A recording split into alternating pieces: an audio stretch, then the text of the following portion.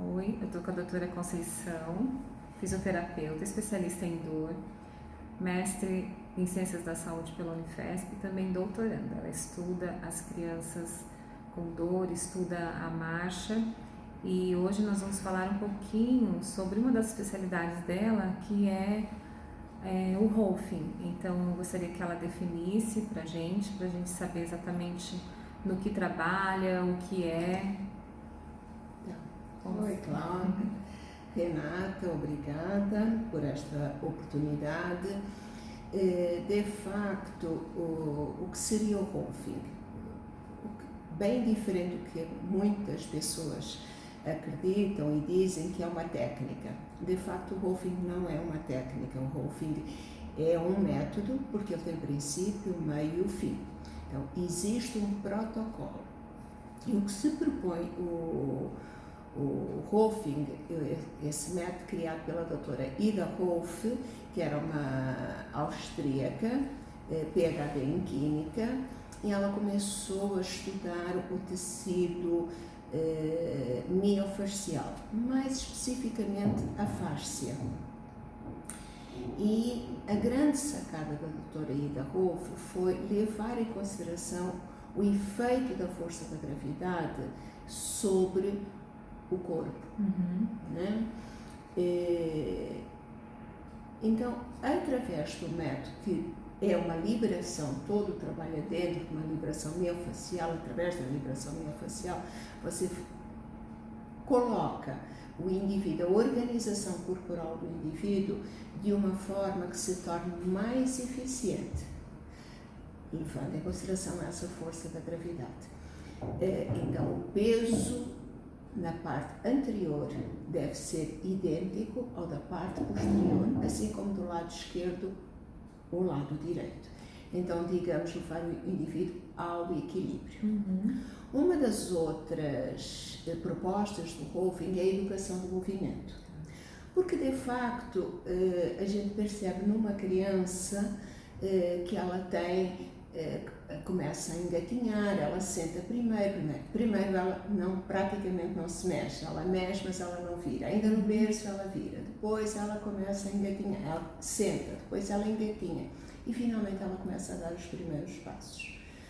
Mas ao longo da vida, nós seres humanos vamos alterando tudo aquilo que é natural. Ou porque é uma moda de um sapato e começamos a usar um determinado sapato, ou de uma roupa, ou uma postura, ou uma dança. O jeito de usar uma bolsa. O jeito de usar uma bolsa. E até a forma de ficar parado. Né? Então, existem modismos. E com isso nós vamos criando novas organizações. Claro que são organizações que a gente consegue se manter de pé do mesmo jeito. No entanto, para que isso ocorra, começam a haver compensações. Então, se eu tiver uma estrutura mais para o lado esquerdo, a estrutura imediatamente seguinte, ela deverá estar mais para o lado direito. Porque se eu colocar todas as estruturas corporais para um lado só, evidentemente que eu vou cair. Né? Então, o sistema é extremamente sábio para essa proteção. Como o nosso sistema é articulado, começam a ter essas compensações. Ora, o Rolfing se propõe precisamente a levar ao conhecimento, trazer ao consciente, que inconscientemente isso já é nato no indivíduo.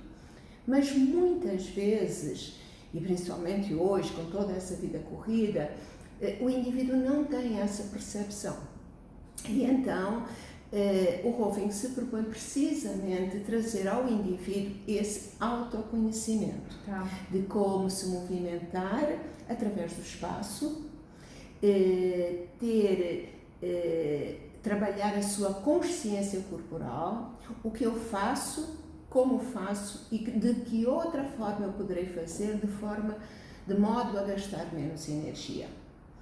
Então, é um trabalho extremamente complexo e completo, tá? Porque trabalha não só a liberação do tecido de forma a colocar as estruturas alinhadas de acordo com a força da gravidade, mas também temos a parte da educação do movimento,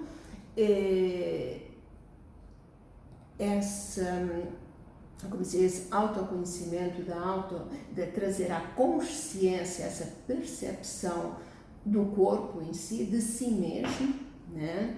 E quando a gente fala corpo, não é só o corpo físico, porque corpo e mente são uma coisa só, né? E então é um trabalho extremamente completo e muito interessante. Eu acredito, pelo menos pelo que eu conheço até hoje, nós temos para esses trabalhos de postura, o RPG, que é o mais conhecido, né? Que é, enfim, uma linha francesa. Temos outros, temos a osteopatia, enfim, uma série de coisas. No entanto, eu continuo, pelo que eu sei, pelo que eu estudei até hoje, considerando de facto o Rolfing o trabalho mais, de facto, que olha o indivíduo como um todo, né? Então faz essa conexão. É comum alguém vir, por exemplo, procurar você porque teve uma queixa ou emocional ou uma queixa de integração na escola, alguma outra queixa que não necessariamente seja postura e conseguir um tratamento efetivo, tendo bons resultados? Quer dizer, eu estou te perguntando isso sabendo da resposta porque eu te conheço, mas seria interessante para as pessoas ainda saberem. Muitas vezes a gente sou muito procurada essencialmente pela dor. A queixa é a dor. O que traz o paciente ao meu consultório é dor. Não é postura, não é isso, até porque se tem uma ideia de postura vai mudando também por modismo, né? Vem aquela ideia, menina endireita as costas, e indivíduo endireita as costas juntando as escápulas, quando a gente sabe, né, Renata, que precisa de um determinado espaço entre as escápulas, não é dessa forma. Então, as pessoas, de uma maneira geral, não têm uma postura eficiente. Não vou dizer adequada, mas sim eficiente. Portanto, é que elas possam gastar menos energia no seu dia-a-dia, nas suas atividades da vida diária. Mas elas me procuram pela dor. E muitas vezes vem aquela dor, porque eu tenho uma dor que me dói o braço, ou porque me dói a perna, ou o quadril, enfim, vem com uma queixa. E a gente tenta, claro, na anamnese, saber a origem dessa dor, né? Primeiramente, se descartando qualquer doença orgânica que possa estar provocando essa dor, e se de facto, após todos esse descarte, a gente faz a avaliação postural e acaba percebendo que de facto existem compensações. Não é raro acontecer do indivíduo ter um trauma emocional e do nada surgir uma dor, sei lá, em qualquer parte do corpo, ou até um braço, ou uma perna, ou um estômago, e surge uma dor, ou até o corpo todo, como no caso até da fibromialgia, né? E não consegue relacionar e não sabe o porquê, né, que essa dor está.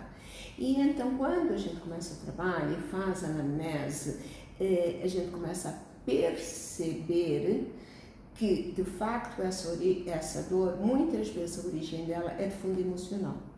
Então, não é que o indivíduo não esteja sentindo a dor é real. Mas não necessariamente ele tem algo mecânico. Mas não necessariamente ele tem algum problema mecânico, né? E aí, quando a gente começa a liberar e começa a trabalhar e a levar esse indivíduo em termos estruturais ao equilíbrio, o problema surge, né? Vem ao consciente, dele, o que é que, quando começou essa dor, o que gerou essa dor. E muitas vezes a gente acaba encaminhando até para um colega, psicólogo, alguma coisa, porque às vezes são coisas, de facto, traumas que são tão profundos que saem do alcance, porque eu sou uma fisioterapeuta, né? Então a gente pode acolher, pode, enfim, ser uma facilitadora de um processo, mas quando chega a processos emocionais, de facto, não me cabe a mim, né? Eu tenho um caso, há muitos anos atrás, muito interessante.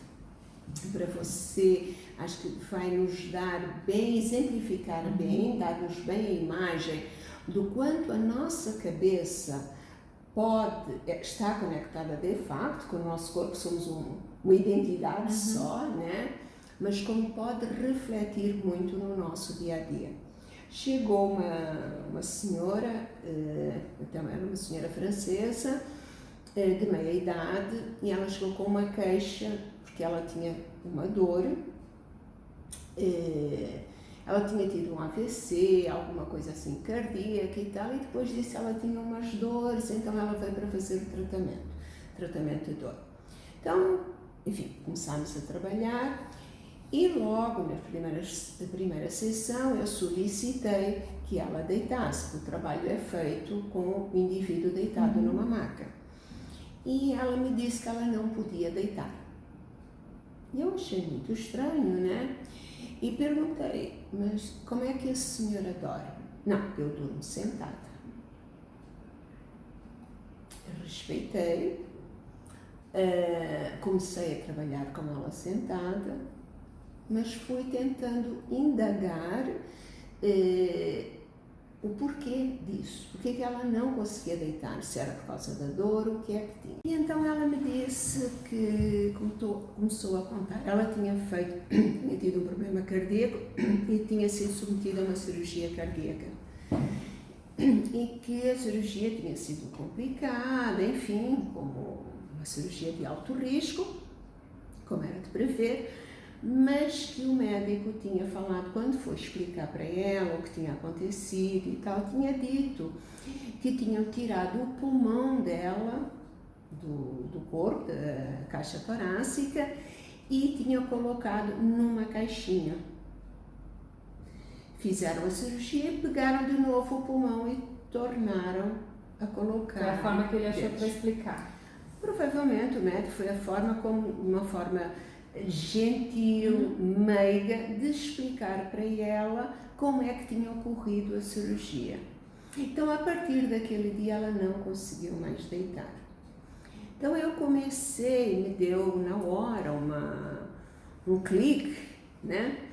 E pensei, esta senhora está achando provavelmente que o pulmãozinho dela está tão pequenininho, ficou numa caixinha tão pequenininha que ela não consegue a expansão pulmonar. Então, quando ela deita, falta ar. Ela sente a sensação de sufocamento. A sensação de sufocamento. Então, aproveitei com ela sentada e comecei a trabalhar a reexpansão pulmonar, com manobras de Colvin, manobras de físio, mas simultaneamente com imagens, portanto, de uma forma visual, em que eu solicitava que ela imaginasse os pulmões dela como se fossem duas bexigas, que ela até poderia escolher a cor que quisesse, e que fosse inalando o ar, e que enquanto ela inalava o ar, ela percebesse como essas bexigas aumentavam de tamanho, e que quando ela expirasse, essas bexigas ficariam umas tripinhas. E fui fazendo esse movimento com os dedos, com as mãos. Então, inspira, o ar entra, o pulmão aumenta, as bexigas aumentam. Deixei de falar pulmão, passei a falar de bexigas. E aí tá. E ela foi indo e foi treinando e ficámos algum tempo da sessão nesse treinamento. Aí ela descansava um pouquinho, retomávamos e assim foi. Continuámos a sessão esse dia. No dia seguinte, na sessão seguinte, ela veio e me disse: doutora, eu já consigo me deitar, mas tem que ter muitas almofadas atrás. Eu falei, que bom! Evolução. Foi ótimo, então vou pôr todas as almofadas no divã, a senhora vai deitar na maca, sem problema, tá bom nesta altura? Tá, ela achou que era a altura, tá.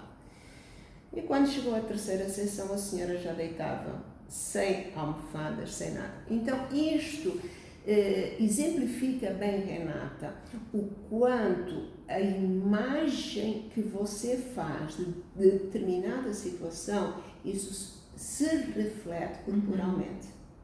Então, não necessariamente que a dor seja algo orgânico. Eu costumo dizer para os meus pacientes o seguinte: tem dor? Que bom, porque a dor é uma forma de o corpo se comunicar, não sendo verbal, porque o corpo não tem, as estruturas corporais não têm essa capacidade de verbalizar. Então, é a forma do seu corpo se manifestar, conversar consigo e lhe dizendo que algo não está bem. Não necessariamente que você esteja doente, mas algo está desconfortável. Então, é sempre importante que a pessoa se perceba enquanto indivíduo, enquanto um corpo, enfim, um indivíduo com uma história de vida pessoal, e como é que essa dor foi surgindo, em que momento. Isto, de novo, repetindo, descartando todas as causas orgânicas. Causas orgânicas que possam estar por trás dessa dor.